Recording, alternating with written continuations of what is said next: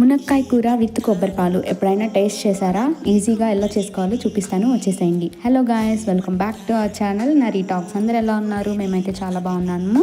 So మునక్కాయ కూర with కొబ్బరి పాలు ఎలా చేసుకోవాలో చూపిస్తాను, వచ్చేసేయండి. ముందుగా గిన్నె పెట్టుకొని ఆయిల్ వేసుకొని ఆవాలు, జీలకర్ర, ఉల్లిపాయ, పచ్చిమిర్చి, కరివేపాకు ఇలా ఒకదాని తర్వాత ఒకటి వేసుకొని ఆనియన్స్ కలర్ చేంజ్ అయ్యేదాకా ఫ్రై చేసుకోవాలి. ఆనియన్స్ త్వరగా వేగాలి అంటే కొంచెం సాల్ట్ వేసుకోవాలి.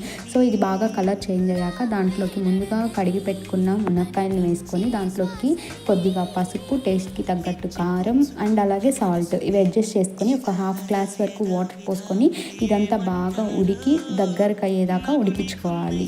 నెక్స్ట్ ముందుగా నేనైతే ఇక్కడ ఒక కొబ్బరికాయ తీసుకున్నాను. సో దాంట్లో నుంచి పాలు అన్నీ ఎక్స్ట్రాక్ట్ చేశాను.